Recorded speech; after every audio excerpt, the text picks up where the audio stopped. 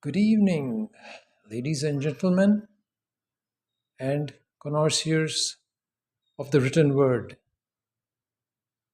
Since this is an introductory video, the first video, in fact, I'm going to start off with a word that is appropriate for an introductory video, and that word is a really beautiful word, a word that many of you may not have heard of before, but which you will hear of now. The word is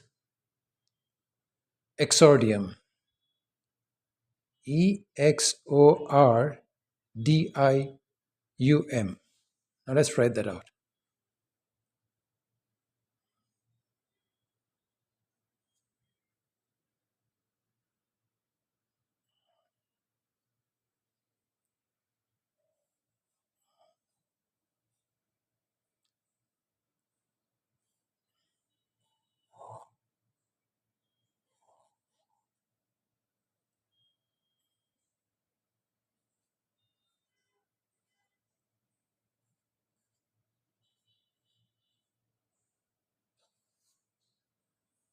There you have it.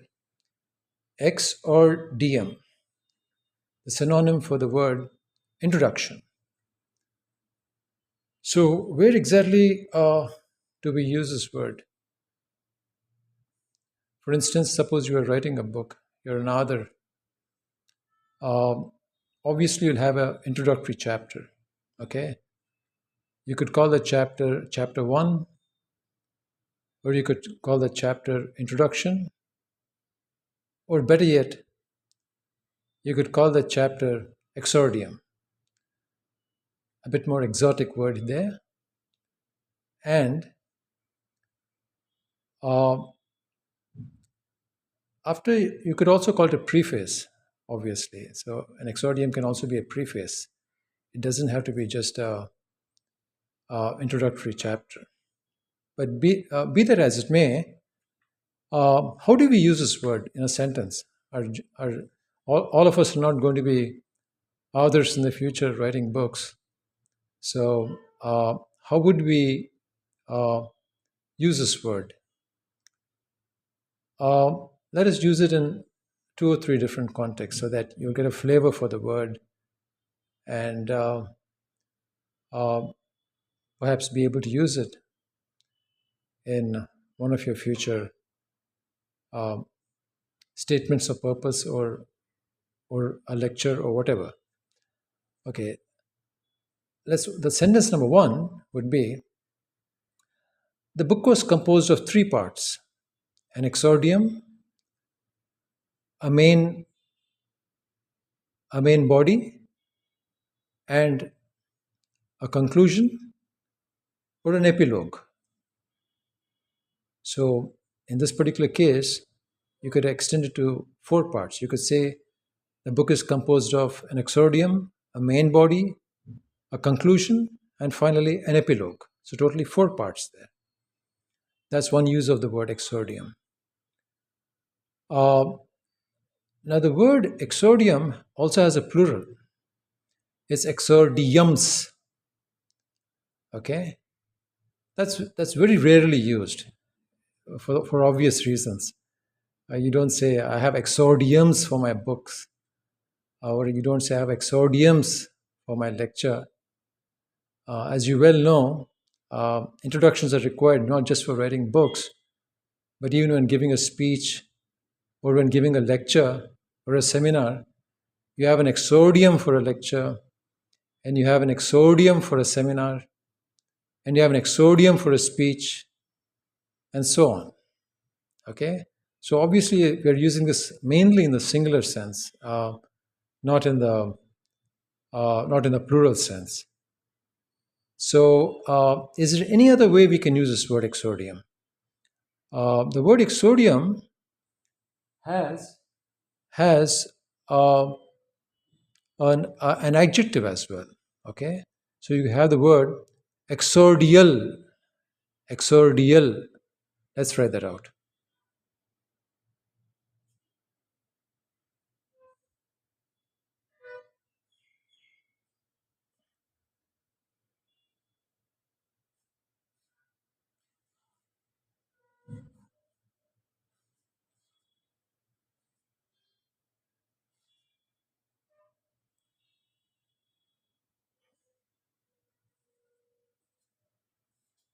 Okay, so we have exordial.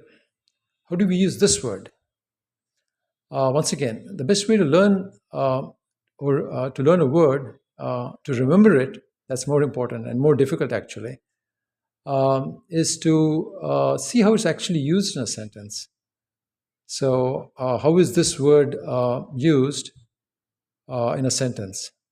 For example, let us assume somebody is really nervous about giving a lecture. We've all been there. We know how knock-kneed we get, how nervous we get when giving a lecture or a seminar before a large audience.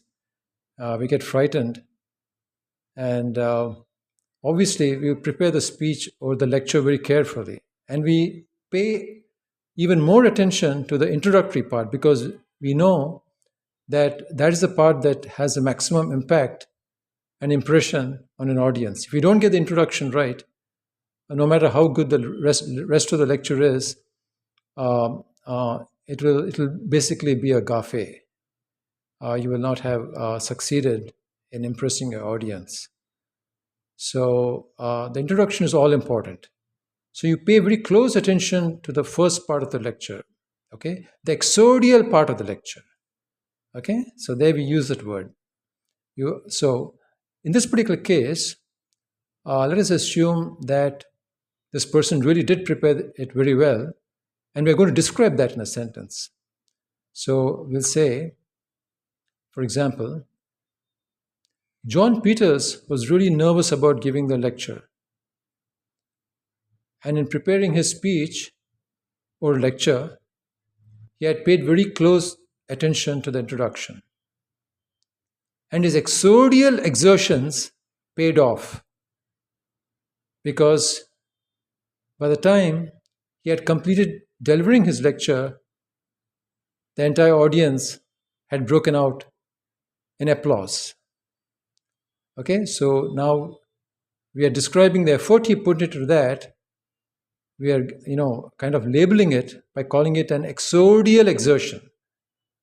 So his exordial exertions paid off, and his reward was a, a, a round of applause, perhaps even an encore. I don't know if there's an encore for lectures.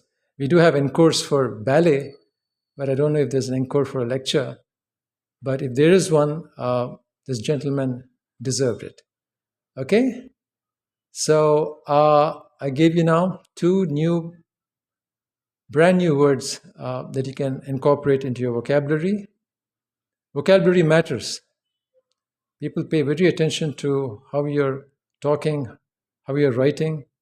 They don't want a juvenile in their office. They don't want someone who does not have basic vocabulary skills in their office. So vocabulary matters, not just in terms of how well you articulate what you're saying, but also in terms of how much of an impact you make on your audience or to a potential employer.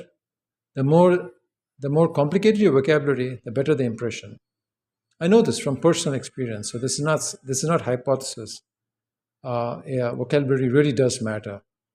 So, okay, try and use these two words as you travel, as you commute to your work, or as you take a shower. The more sentences you use these words in, the more spontaneously they'll spring to mind. So usage is all important.